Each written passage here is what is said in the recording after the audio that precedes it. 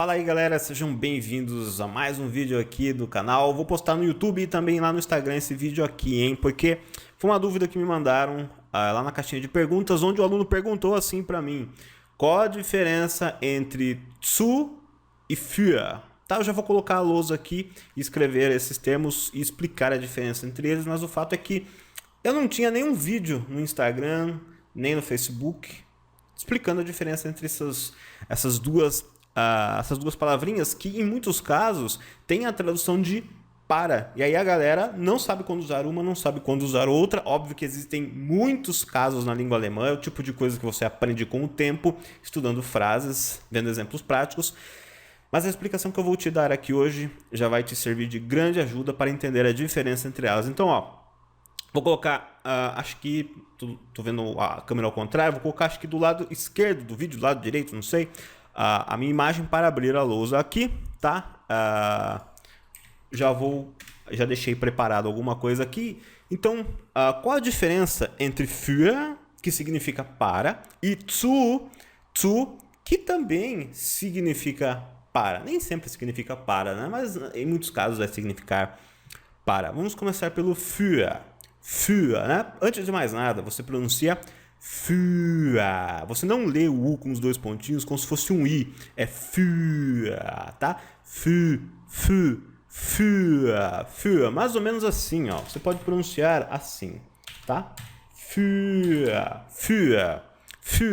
tá? É bem suavizado. No final não é fur, e sim für.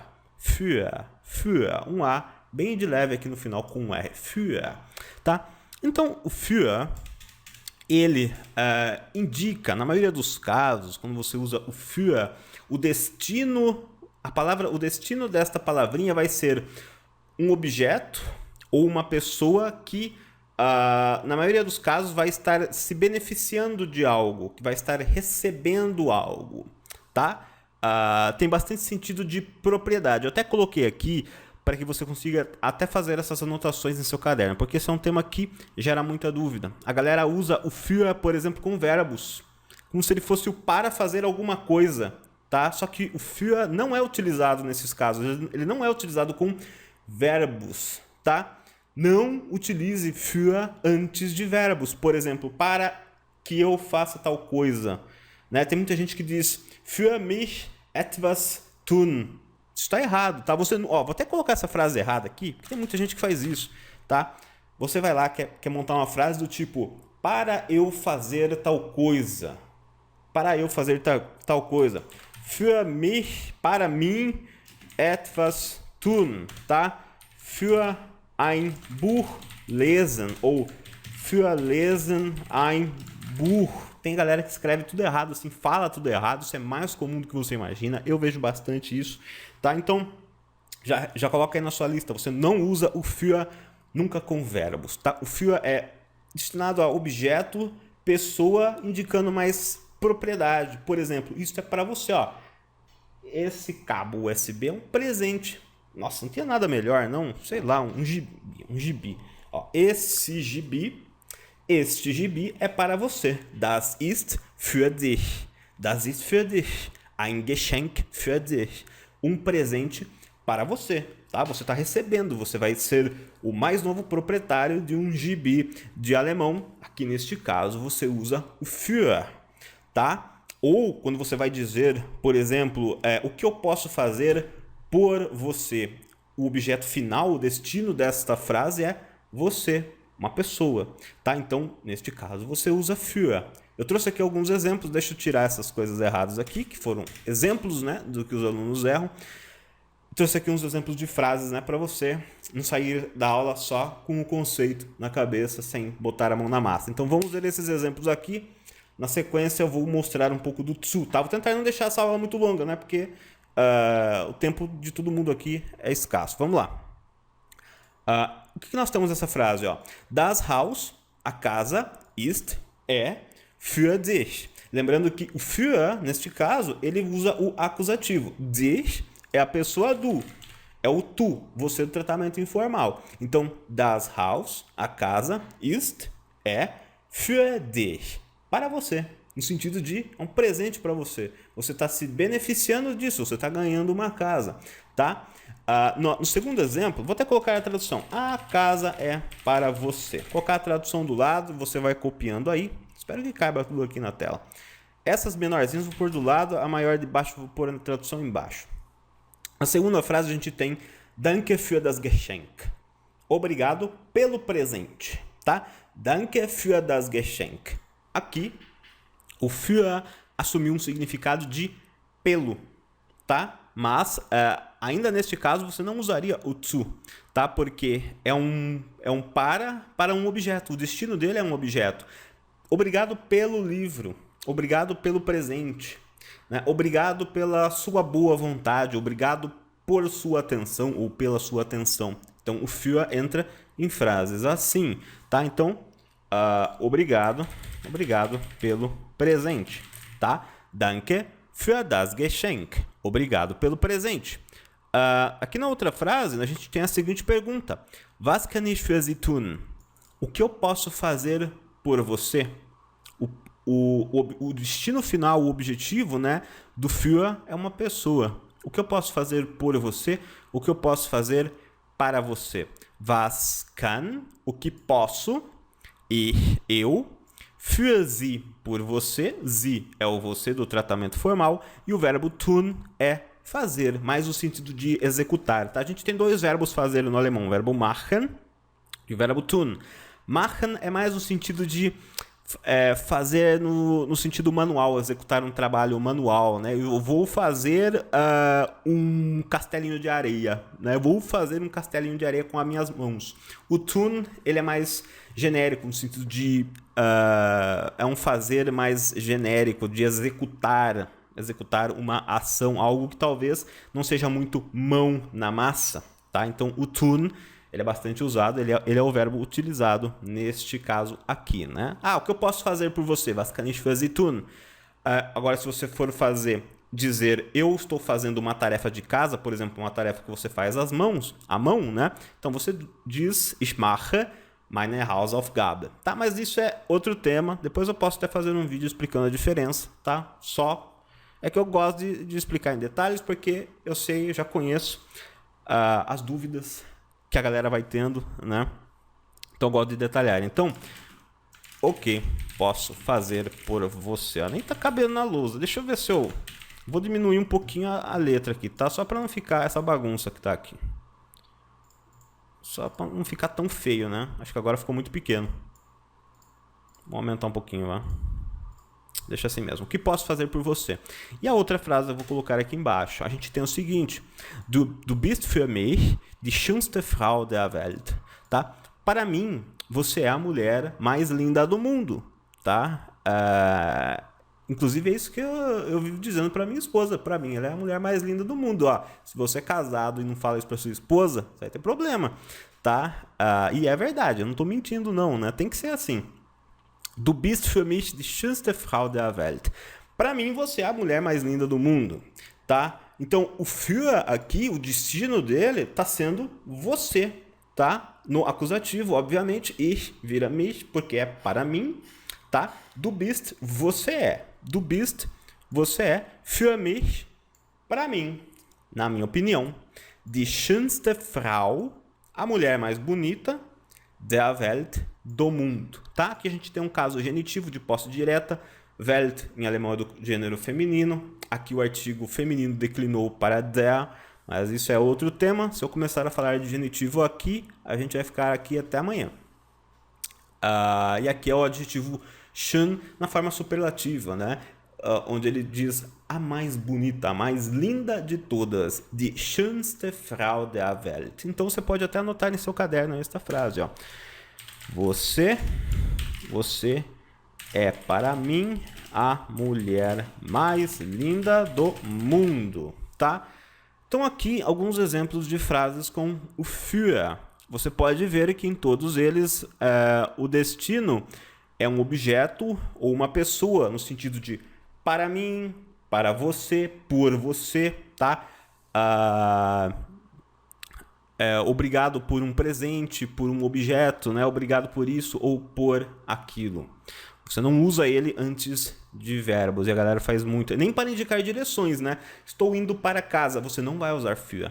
Você não usa für para indicar direção, para dizer que você para fazer alguma coisa antes de verbos. Você não usa ele, tá? Isso gera muita confusão.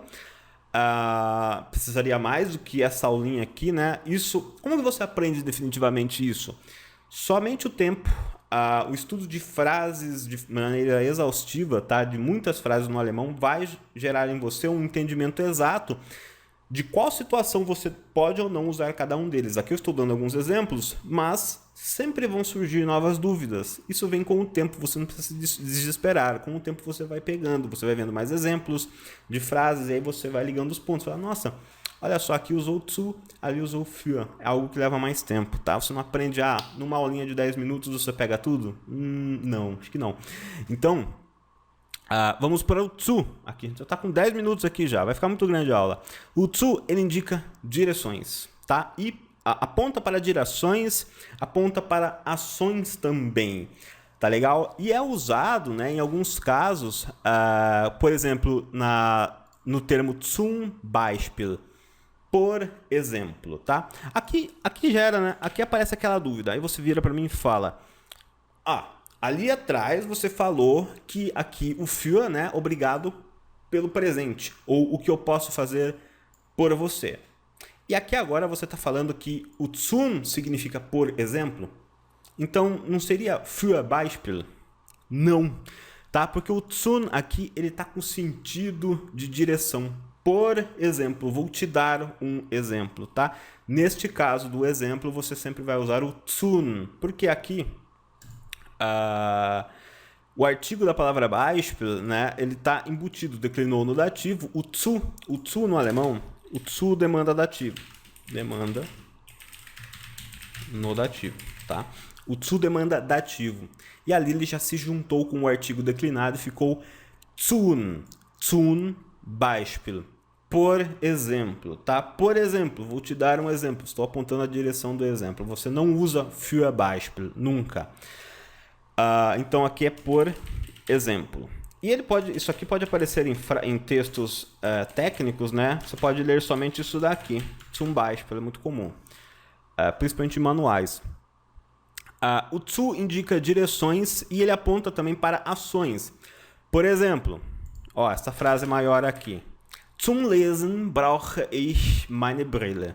Para ler, eu preciso dos meus óculos. A gente tem outras formas de construir esta frase, mas aqui o fato é que a gente tem o seguinte, né? A gente pegou o verbo ler, lesen, a gente transformou este verbo num substantivo, das lesen, o ato da leitura, o ato de ler, beleza.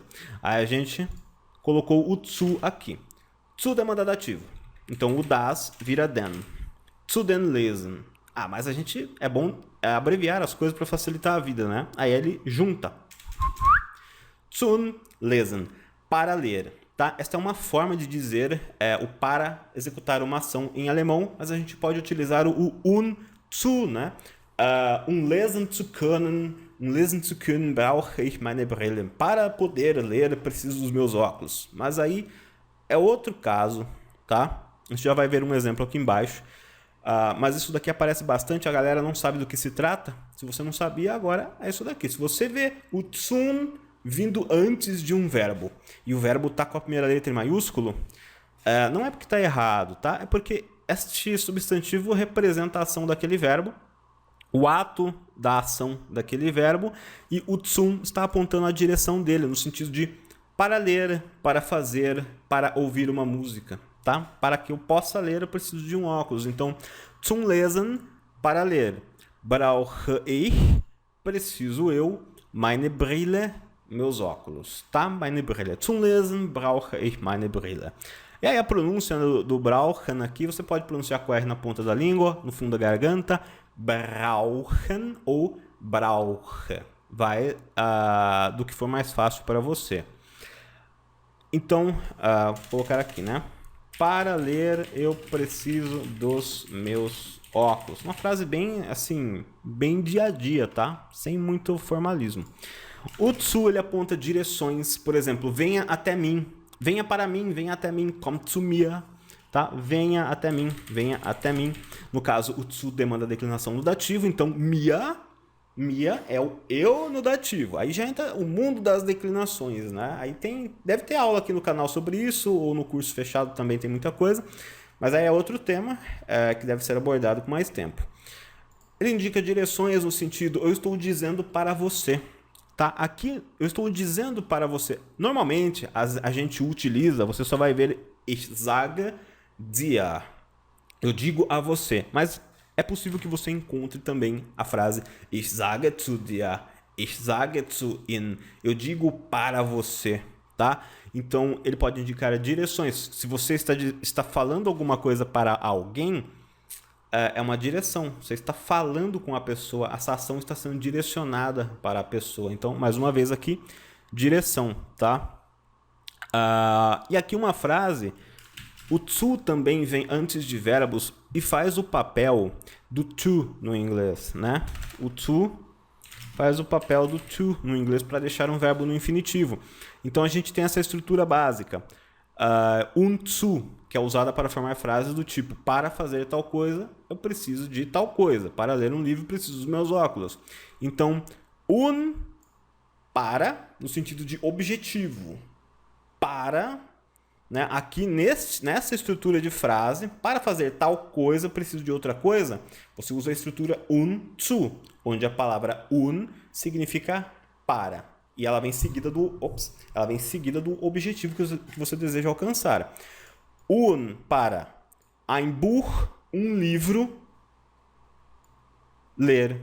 Tá? Aqui no caso, o zu ele vem antes do verbo só com a função de to. Então, nem sempre o to vai significar para. Na maioria dos casos, o to vai indicar, vai deixar um verbo, vem antes de um verbo para deixá-lo no infinitivo. O to pode vir antes de um adjetivo e assumir o significado de muito ou demasiadamente. Então, o to não é o para. Não é sempre para, tá? Em alguns casos apenas, tá legal? Indicando mais, apontando mais direção. O Ein Buch zu lesen, tá? Ficaria em inglês, seria só para você ter um exemplo, ó. To read a book, tá? To read a book. Vamos colocar assim, né? Em inglês eu diria for me to read a book. Uma frase meio esquisita, para eu ler um livro, for me to read a book. Tá? Ficou meio esquisito aqui, mas é só para exemplificar.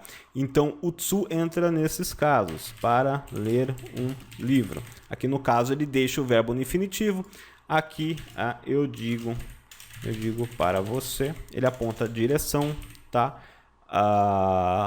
Aqui ele vem antes de ações, né? Por exemplo, no sentido, né? Em direção ao exemplo, vem antes de um verbo que de um substantivo que se originou de um verbo zum lesen, para ler, para a leitura, uma direção, tá? E não um presente, né? Você não está dando um presente para a leitura, nem um presente para o exemplo. Você não está dando algo que o exemplo vai ter posse ou que a leitura vai ter posse, sim, indicando uma direção. Aqui no caso, na maioria dos exemplos, é posse. O que eu posso fazer para você? O que eu posso, quando eu faço algo para você, eu estou te dando uma ação de presente, né? O livro é para você, o presente é para você. Para mim, você é a mulher mais linda do mundo. Então, basicamente é essa a diferença. Agora, vão ter muitas frases que você vai ler, vai ficar na dúvida. Isso aqui não resolve todos os seus problemas. Como que você aprende isso de maneira definitiva? Maneira definitiva, né? A melhor maneira definitiva de aprender qualquer coisa no alemão é estudando mais alemão, tá? Isso é coisa que você pega aprendendo mais frases. Lendo textos, tá? Tendo contato com a língua, você vai vendo eles sendo utilizados em contextos diferentes e vai ampliando aí o seu conhecimento sobre isso. Mas isso aqui é o essencial que você precisa saber já para evitar de cometer muitos errinhos, tá? Você já tem um norte, já sabe bem como utilizar, tá? E é o que muita gente não sabe. Eu não tinha um vídeo explicando isso, então eu decidi fazer essa aula para vocês. Espero que vocês tenham gostado. Aqui na descrição do vídeo tem um link para download dos nossos livros, tá? Inclusive tem até o link do nosso curso básico de inglês agora. na descrição do vídeo. Não deixe de se inscrever no canal e curtir este vídeo aqui para o YouTube entregar para os demais alunos. Espero que vocês tenham gostado. A gente se vê no próximo vídeo. Aqui é o Rodrigo falando. Um grande abraço.